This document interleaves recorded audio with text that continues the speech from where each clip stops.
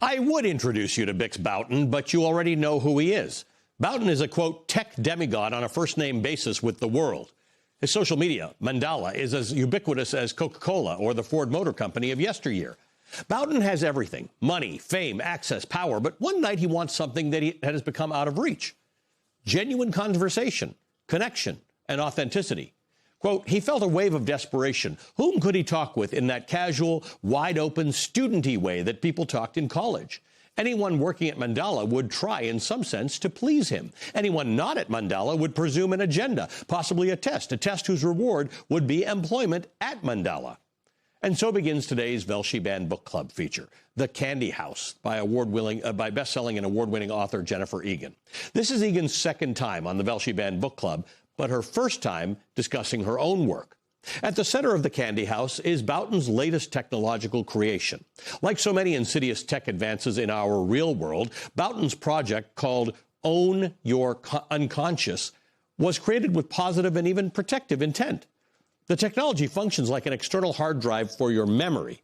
Your entire life, memories as fleeting as smiles exchanged while paying for your morning coffee or as life-defining as your wedding, can remain forever protected and accessible, even despite dementia or tragic brain injury or simple forgetfulness.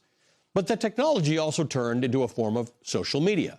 Quote, in the 13 years since Own Your Unconscious have been released, one of its ancillary features, the collective consciousness, had gradually become central. By uploading all or part of your externalized memory to an online collective, you gained proportionate access to the anonymous thoughts and memories of everyone in the world, living or dead, who had done the same. Masterfully, Egan has not created a novel just about Own Your Unconscious. Instead, she's used the technology to illustrate a wholly human and eerily relevant story. Own Your Unconscious is a backdrop. It's a stage, the defining aspect of these characters' lives. The technology is like a shadow, blocking more of the sun until everyone's in the dark, whether they like it or not. It's worth noting that The Candy House is a quasi-sequel or companion to Egan's most celebrated work, the 2010 Pulitzer Prize winner for fiction called A Visit from the Goon Squad. They share some characters, including Boughton, and more importantly, Egan's distinctive kaleidoscope writing style. The Candy House jumps between an analog America to an uncannily futuristic America. The Candy House is comprised of interconnected stories that include a recovering heroin addict, a teenager desperate for acceptance, and a spy. These stories are all interconnected by, of course, Own Your Unconscious and memory, but also by questions of authenticity, privacy, the importance of human connection, and the cost of innovation, and humanity itself.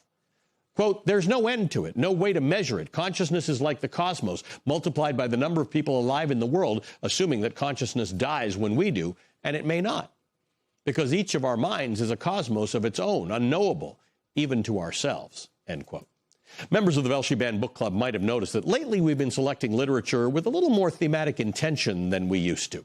We haven't been examining memoirs or coming-of-age stories or children's literature as much. Instead, our focus these days, because of the moment that we're in, has been wholly on novels that feel imperative to right now. Dystopian, post-apologetic, and speculative fiction, novels like The Candy House. These books explore parts of our society that either already exist or that are looming closer and closer, like that shadow I mentioned earlier.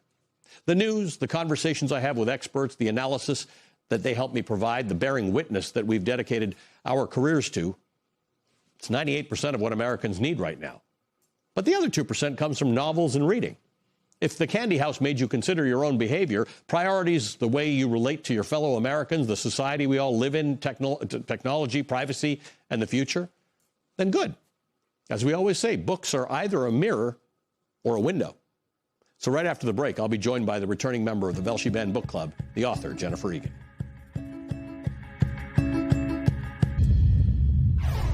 All right, today's meeting of the Velshi Band Book Club is officially in session. I'm joined for the second time by Jennifer Egan, a hugely influential, award-winning, and best-selling author of numerous books, including today's feature, The Candy House. Jennifer, it's great to have you back. We had discussed having you back to talk about your own work, because you were on to talk about Rebecca with us. So thank you for participating again.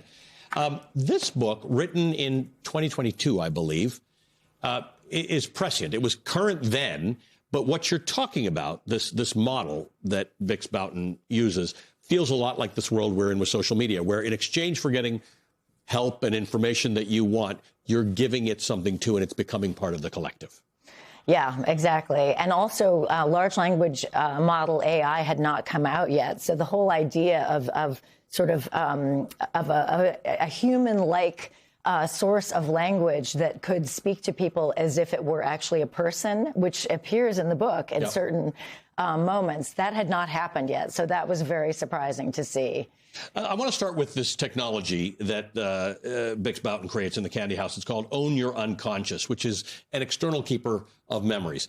Talk to me about this conceptually.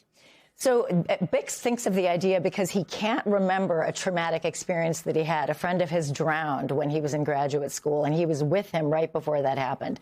And it drives him crazy that he was there. So obviously the memory exists inside him, but he can't recall it. So he starts to think, wouldn't it be so empowering if he were able to actually revisit that memory and all of the things that he felt then from his contemporary perspective? So he comes up with a machine that lets people do that. They externalize the whole of their consciousnesses and memories.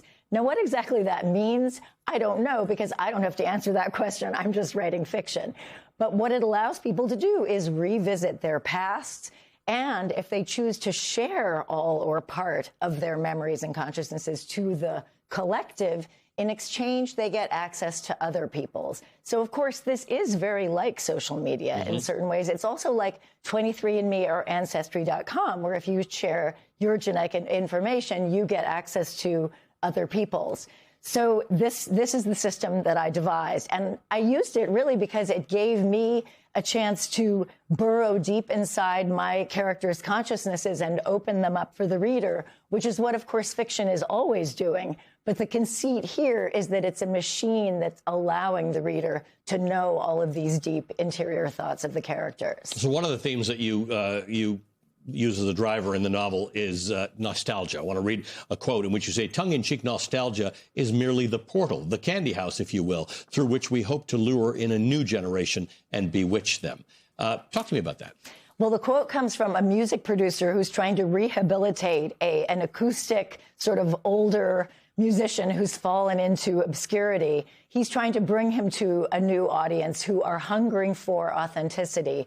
And I think that the nostalgic feeling goes along very much with our current technology. I mean, we are vividly aware of how quickly time passes because we can measure it in technological change. You'll hear 21-year-olds saying, well, high schoolers now have a really different experience than I had. Whereas when I went to college, there had been almost no technological change, really. There was the answering machine. That was it. So I think younger people are more aware of time passing, certainly than I was when I was younger. When you have an awareness of time passing, I think there's an immediate nostalgia that goes along with that, because I think we tend to think in terms of what we've lost, what has disappeared. So there is this kind of hunger to revisit earlier times.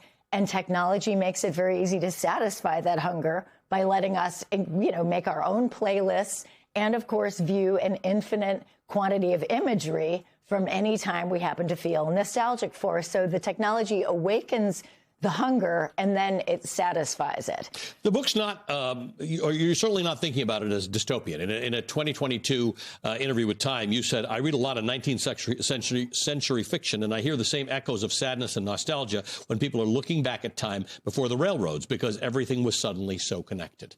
Exactly. Sounds very relevant. Yeah, I'm not as interested in dystopia. I think that's just, I'm not sure why. It's just my personal taste. But it's funny that again and again with every invention, we begin with a kind of utopian idea of the amazing things it will do for us. I mean, I'm thinking of the internet, for example, in the 90s. And then what becomes clear later is all of the unintended consequences. So with the internet, we thought there would be widespread access to truth. Right. Everything would just cancel. The lies would cancel themselves out, and we'd only be left with the truth. Exactly. Who knew? And as we all know, that has not proved to be the case, because the very same tools that can give us truth can also obscure the truth. So that kind of thinking is fascinating to me. I'm much more interested in the hope that accompanies invention and the irony and sometimes the paradoxical unintended consequences than I am in a kind of bleak, washed out post-apocalyptic landscape. I think most people who invent, in my experience, have very utopian ideals about what their inventions will do. I think that's what motivates them. Later, there are the stockholders, the payroll, all kinds of needs that may compromise those hopes. But the irony of the inventor, thinking that they'll solve all the problems and then finding that it's much more complicated than that. That's a very human dilemma. But you don't want us the takeaway to be that we shouldn't invent, that we shouldn't innovate, that some of these things are neat. They may be used for the wrong things in the moment, but technology is what it is. We have to move forward. We just do that as humans. I mean, one of the strange things about AI or large language model AI is I feel like I never heard about the honeymoon. It felt like we were hearing about all the bad things almost before we really heard what the good things were. So with Bix Boughton, my character, he felt that the name of his product says it all. Own your unconscious. I'm giving it to you. Now it's yours, and you can see what happened. What he didn't count on was that sharing would become the thing. And that has all kinds of consequences that are unpleasant, one of which is a lot of people want no part of this. They don't want to be in the collective. They haven't shared their consciousness, but they are present anyway because all of the people who are interacting with them in their lives have. So this thing starts to happen, which is called eluding in the book, which is that people are so desperate to escape from this complete lack of privacy that they actually shed their identities. They exit from their old identities and they essentially disappear. It's sort of like a witness protection program, but for everyday people. So you have people vanishing, and because you can't just vanish without people online noticing, they have proxy programs. And this is where we really intersect with what now I would call large language model AI.